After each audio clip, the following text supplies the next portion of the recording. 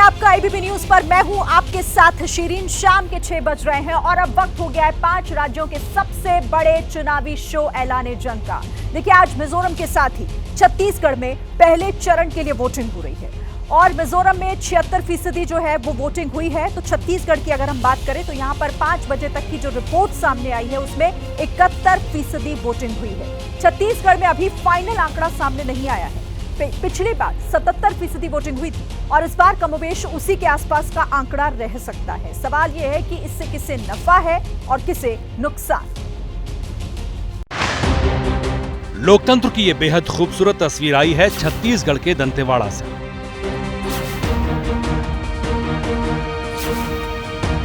वही दंतेवाड़ा जो नक्सलियों का गढ़ माना जाता रहा है, वही दंतेवाड़ा जहां रात छोड़िए दिन में निकलना भी मुश्किल होता था।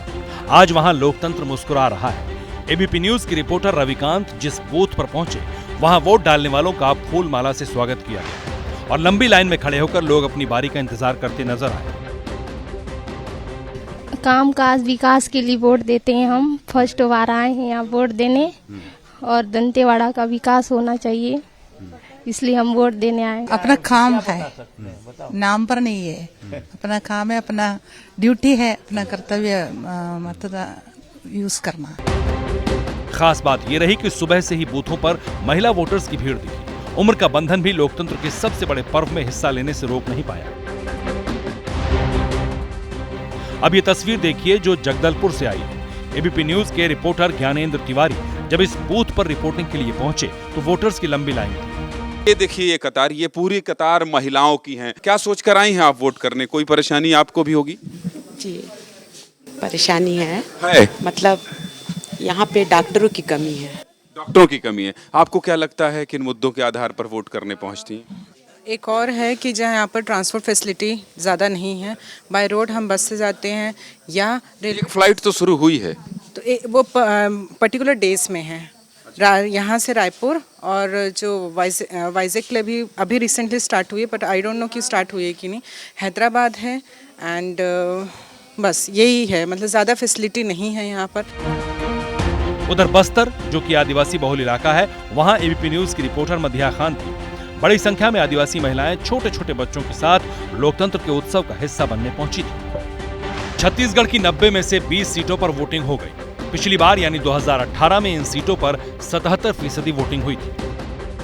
पहले फेज की जिन 20 सीटों पर वोटिंग हुई उनमें राजनांदगांव भी शामिल है, जहां से पूर्व सीएम रमन सिंह बीजेपी उम्मीदवार है। चुनाव के दिन एबीपी न्यूज के रिपोर्टर अभिषेक उपाध्याय से बात करते हुए रमन सिंह ने जीत का दावा किया। और भारतीय जनता पार्टी निश्चित रूप से इस बार के चुनाव अभियान के बाद 100% विश्वास मुझको है कि भारतीय जनता पार्टी प्रथम चरण में बस्तर और राजनांदगांव को मिला दे तो 20 सीटों के साथ हम पहले चरण में ही बहुमत की दिशा में आगे बढ़ेंगे।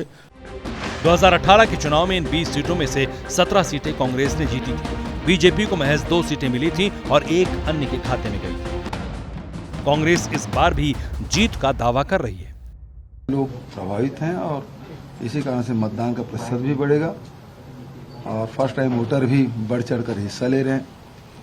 तो इसमें हमारी जो सीट है वो 18 या 19, धोखे से एक आध सीट कहीं भाजपा आ जाए। आज जिन सीटों पर वोटिंग हुई उनमें से 12 सीटें एसटी के लिए रिजर्व हैं। कुल 223 उम्मीदवारों की किस्मत का फैसला ईवीएम में कैद हो गया है। नतीजे 3 दिसंबर को आएंगे।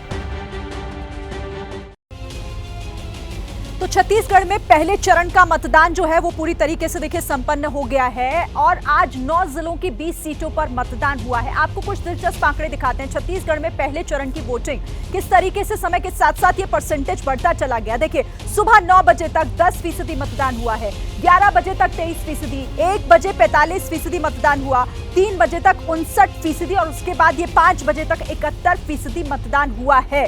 लेकिन फाइनल आंकड़ा अभी आना जो है वो बाकी है। 5 बजे तक के ये हम आपको परसेंटेज 71% दिखा रहे हैं। फाइनल आंकड़ा आएगा तो ये परसेंटेज और बढ़ेगा।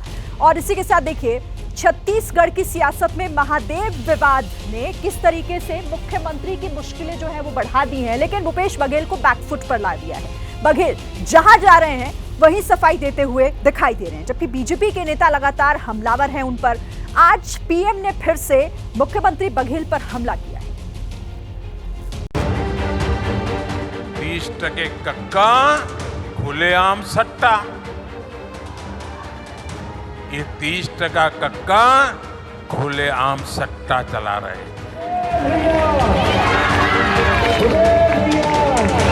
छत्तीसगढ़ की सियासत में सीएम भूपेश बघेल कक्का के नाम से मशहूर हैं और फिलहाल महादेव सट्टा ऐप के जरिए घोटाले की आंच सीधे उन तक पहुंच रखी है। आज जब पीएम मोदी छत्तीसगढ़ के विश्रामपुर पहुंचे तो उन्होंने कक्का और सट्टा की तुकबंदी कर सीएम बघेल को कटघरे में खड़ा कर दिया। मुख्यमंत्री कार्यालय यहाँ सट्टेबाजों का अड्डा कैसे बना हुआ था, और ये कक्का आपका। सब लोग तो कहते हैं 30% कक्का, 30% कक्का खुलेआम सट्टा। ये 30% कक्का खुलेआम सट्टा चला रहे थे। आज यहां के मुख्यमंत्री के करीबी जेल में बंद है। छापों में नोटों के बड़े बड़े ढेर मिल रहे हैं जी, सबूत के साथ करोड़ों रुपए पकड़े जा रहे हैं। जो घोटाले का सबसे बड़ा आरोपी है वो टीवी पर आकर कह रहा है कि उसने मुख्यमंत्री को 500 करोड़ रुपए से ज्यादा रिश्वत दी है।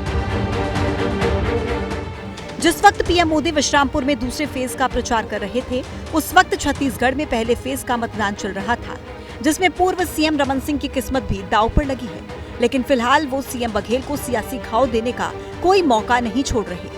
ये तो सिद्ध हो चुका है कि छत्तीसगढ़ में आज तक भूपेश से करप्ट मुख्यमंत्री कभी नहीं आया। दस्तावेज में प्रमाण मिले कि 509 करोड़ का ट्रांजैक्शन हुआ है, भूपेश पैसा लिया है। ये बात ईडी नहीं बोल रहा है, ये महादेव ऐप का संचालक सोनी बोल रहा है। महादेव सट्टा ऐप को मुद्दा बनाकर बीजेपी कांग्रेस के सबसे बड़े गढ़ में सेंध लगाने की कोशिश में है, लेकिन मुख्यमंत्री बघेल भी सट्टा ऐप के आरोपियों के तार रमन सिंह से जोड़कर पलटवार कर रहे हैं। भाई जो जिसके पास पैसा पकड़ा गया वो रमन सिंह के साथ उसको फोटो है, उसके पार्षद है, उसके बड़े करीबी हैं, भाजपा कार्यकर्ता उसके यहाँ पकड़ा गया, और भाजपा जो नेता है उसके रिश्तेदार की गाड़ी है। छत्तीसगढ़ में महादेव बैटिंग ऐप सबसे बड़ा मुद्दा बन चुका है। अभी दूसरे फेज का चुनाव होना बाकी है, लिहाजा वार पलटवार की गूंज और तेज होने वाली है, क्योंकि आरोपियों के बयान के आधार पर सीएम बघेल का नाम उछला है। महादेव घोटाले में ईडी ने 2 नवंबर को दुर्ग में रेड की थी और महादेव ऐप संचालित करने वाले असीम दास के घर से 5 करोड़ रुपए बरामद किए थे। ईडी को असीम दास के मोबाइल फोन से 29 सेकंड की एक ऑडियो क्लिप मिली थी। ये मैसेज शुभम सोनी ने दुबई से असीम को भेजा था। बताया जा रहा है कि इस मैसेज में शुभम सोनी ने सीएम बघेल तक पैसे पहुंचाने के निर्देश दिए थे और बदले में काम न बंद करने की बात करने की बात भी कही थी। असीम के बयान के आधार पर ही ईडी ने महादेव घोटाले में सीएम बघेल का नाम जोड़ा। वहीं शुभम सोनी के वीडियो भी सोशल मीडिया पर वायरल हैं, जिसमें वो सीएम बघेल पर गंभीर आरोप लगा रहा है। मैंने अब तक 508 करोड़ रुपए दे चुका है। हमारे बघेल साहब, बिट्टू भैया और उनके जो लोग हैं उनको मैंने 508 करोड़ रुपए दिया है। हालांकि आज सीएम बघेल ने महादेव ऐप के कथित मालिक शुभम सोनी के दावों पर भी सवाल उठाए। जो परसों तक के कोई नहीं जानता था, क्या नाम है उसका, शुभम, वो अचानक पूरे महादेव का मालिक बन गया। उसके पहले ईडी खुद उसको अधिकारी बता रहे थे एक दिन पहले, अब वो मालिक बन गया। और ऐसा मालिक गजब का है भाई, जो अपने नौकर की शादी में 250 करोड़ रुपए खर्चा करता है। मैं तो दुनिया में ये पहली उदाहरण हूँ। चुनावी प्रचार के बीच सीएम बघेल सफाई दिए फिर रहे हैं, लेकिन बीजेपी अपने चुनावी अभियान को बघेल और बैटिंग के जरिए ही रफ्तार दे रही है।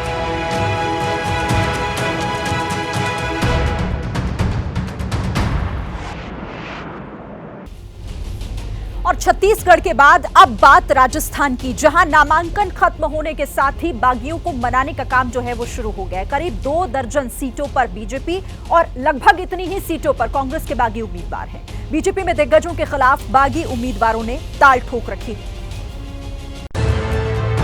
चंद्रभान सिंह, चित्तौड़गढ़। राजपाल सिंह झोटवाड़ा, भवानी सिंह लाडपुरा, यूनुस खान डीडवाना, रविंद्र सिंह भाटी शिव, कैलाश मेघवाल शाहपुर भीलवाड़ा। ये वो चेहरे हैं जो राजस्थान में बीजेपी उम्मीदवारों की राह में रोड़े बनकर खड़े हो गए हैं। सड़क पर ये जो जन सैलाब आप देख रहे हैं, ये बीजेपी के मौजूदा विधायक चंद्रभान सिंह के समर्थकों का है, जो चित्तौड़गढ़ सीट से निर्दलीय मैदान में उतर गए हैं। चंद्रभान बीजेपी के उम्मीदवार नरपत सिंह राजवी के खिलाफ चुनाव लड़ रहे हैं। सांसद और पूर्व केंद्रीय मंत्री राज्यवर्धन सिंह राठौड़ जिस झोटवाड़ा सीट से उम्मीदवार हैं, वहां पूर्व मंत्री राजपाल सिंह ने निर्दलीय पर्चा भरा है। राजपाल सिंह पहले यहां से विधायक रहे हैं, इस बार भी टिकट चाह रहे थे। मैंने फॉर्म दाखिल किया आज और हम भारतीय जनता पार्टी के कार्यकर्ता रहे हैं। हमारी पार्टी के लोग वैल्यू ओरिएंटेड पॉलिटिक्स के लिए जानते हैं। जब जब भी उसे लगता है कि वैल्यू ओरिएंटेड पॉलिटिक्स से कोई निर्णय डेविएट हुआ है तो भारतीय जनता पार्टी का कार्यकर्ता उसको ठीक कराने की कोशिश करता है। अब इनसे मिलिए। टेम्पो में बैठकर नामांकन के लिए जा रहे यूनुस खान वसुंधरा राजे की सरकार में मंत्री रह चुके हैं। यूनुस खान डीडवाना से टिकट मांग रहे थे, लेकिन पार्टी ने दरकिनार कर दिया और नतीजा ये कि डीडवाना में बीजेपी उम्मीदवार के लिए मुसीबत बन सकते हैं। मेरा तो कोई प्रभाव नहीं, मैं छोटा सा व्यक्ति हूँ, लेकिन जनता जरूर प्रभाव डालेगी अब की बार। कांग्रेस और डालेगी। अब ये देखो खड़ा सिक्का है किधर पड़े, देखने वाली बात है। खड़ा सिक्का है किधर पड़े। बीजेपी के 27 बागी उम्मीदवार मैदान में हैं। इनमें से 10 पूर्व विधायक हैं जिन्हें पार्टी ने टिकट नहीं दिया। वसुंधरा के जमाने में भवानी सिंह तो राजस्थान में बीजेपी का चर्चित चेहरा हुआ करते थे। 3 बार विधायक रहे। लाडपुरा सीट से बीजेपी का टिकट नहीं मिला तो निर्दलीय नामांकन दाखिल कर मैदान में आ गए। मैं तो सर्वे में टॉप पे था, लेकिन फिर भी आला कमान ने सर्वे को नहीं माना और पार्टी को प्रत्याशी बना दिया उसको, कल्पना देवी को। ये तो ठीक है, पार्टी का जो निर्णय है मैं उसके खिलाफ नहीं हूँ।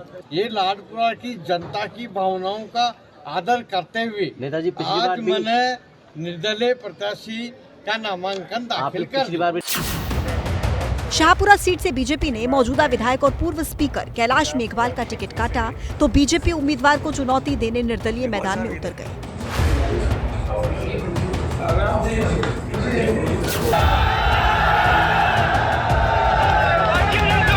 सबसे ज्यादा हैरान तो जोधपुर यूनिवर्सिटी छात्र संघ के अध्यक्ष रहे रविंद्र भाटी रहे, जो पिछले हफ्ते ही कांग्रेस छोड़कर बीजेपी में आए थे। उम्मीद थी कि शिव से बीजेपी टिकट देगी, लेकिन निराशा हाथ लगी तो निर्दलीय कूद पड़े।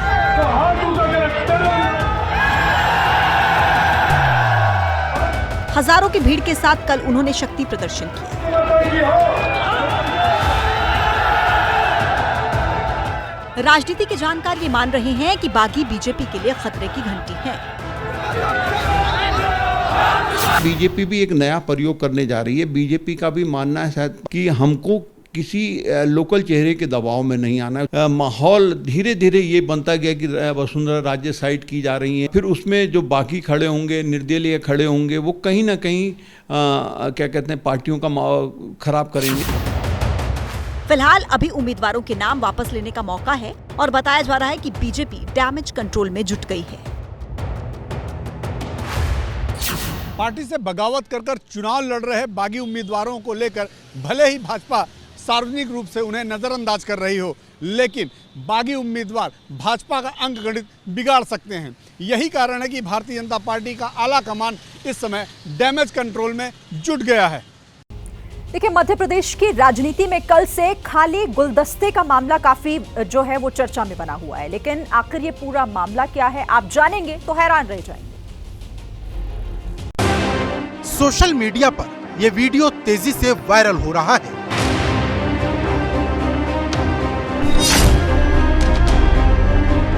वीडियो में कांग्रेस के नेता मंच पर प्रियंका गांधी का स्वागत करने के लिए गुलदस्ता भेंट करते हैं, लेकिन हरे रंग का ये गुलदस्ता खाली है। प्रियंका गांधी भी खाली गुलदस्ता का भेंट लेते हुए मुस्कुरा रही हैं और इशारों में सवाल पूछ रही हैं। वायरल वीडियो इंदौर की सभा का है, जहां सोमवार की रात प्रियंका गांधी सभा करने पहुंची थी। कांग्रेस के स्थानीय नेता देवेंद्र यादव ने प्रियंका को गुलदस्ता भेंट किया, जिसमें फूल ही नहीं थे। अब ये इत्तेफाक था या फिर सोची समझी रणनीति, इसके बारे में आगे बताएंगे। पहले देखिए कैसे प्रियंका गांधी ने मंच से इसे बीजेपी सरकार पर हमले के लिए इस्तेमाल कर लिया। गुलदस्ते में फूल ही नहीं थे, खाली था। उस तरह का गुलदस्ता बना के आपको दे रहे हैं और बार-बार दे रहे हैं। चुनाव आता है, शुरू धर्म, जाति और घोषणाओं का गुलदस्ता। चुनाव के बाद आपको उसमें फूल ही नहीं है, खाली है, खोखला है। प्रियंका गांधी ने बीजेपी पर हमला किया तो बीजेपी ने ये कहकर पलटवार कर दिया कि कांग्रेसियों ने तो प्रियंका को भी धोखा दे दिया। घोटाले करने में मशहूर कांग्रेस में अब एक बड़ा घोटाला हो गया है, गुलदस्ता घोटाला। तो मंच से उन्होंने खुद सार्वजनिक रूप से स्वीकारा कि उन्हें एक मंच पे किसी कांग्रेसी ने गुलदस्ता भेंट किया है और बड़े आश्चर्य की बात है कि उस गुलदस्ता में एक भी फूल नहीं था, वो खाली गुलदस्ता था। तो इस साथ प्रियंका गांधी के साथ भी कांग्रेसी धोखा कर रहे हैं। वैसे गुलदस्ता भेंट करने वाले देवेंद्र यादव ने मीडिया को जो जानकारी दी उसके मुताबिक ये महज इत्तेफाक था, क्योंकि मंच पर और भी गुलदस्ते रखे गए थे। उन्होंने जो उठाया उसमें फूल नहीं थे। ये तब मालूम चला जब प्रियंका ने पूछा। सच्चाई जो भी हो, अब एमपी की राजनीति में गुलदस्ता घोटाला चर्चा में है। देखिए, 5 राज्यों के चुनाव से पहले महाराष्ट्र में पंचायत चुनाव के नतीजे आए हैं और इन नतीजों से बीजेपी के हौसले इस वक्त काफी बुलंद हैं, क्योंकि पार्टी का प्रयोग यहां पर कामयाब हो गया है। चाचा गुड़ रह गए और भतीजे गुलगुले हो गए। ये तस्वीर ठाणे की है, जहां पंचायत चुनाव में एनसीपी अजीत गुट एनसीपी शरद गुट पर भारी पड़ गया।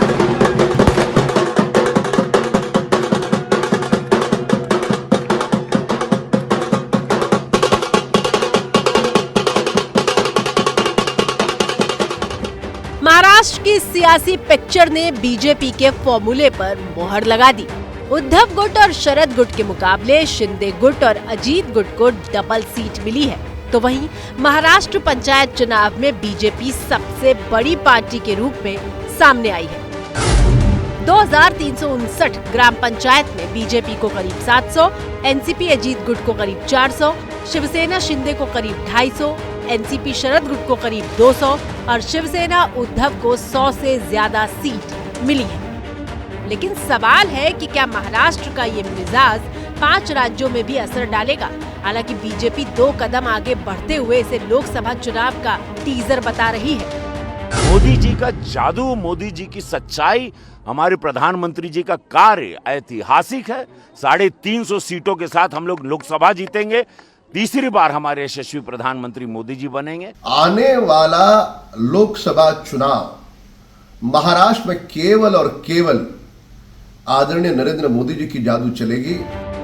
एक तरफ बीजेपी जीत से गदगद है तो इंडिया गठबंधन पहली चुनावी लड़ाई में फिसड्डी साबित हो गया। वो भी तब जब शरद पवार और उद्धव ठाकरे का चेहरा सामने था।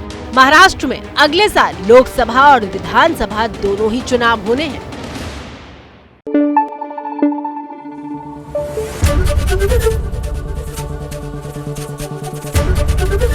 एबीपी न्यूज आपको रखे आगे।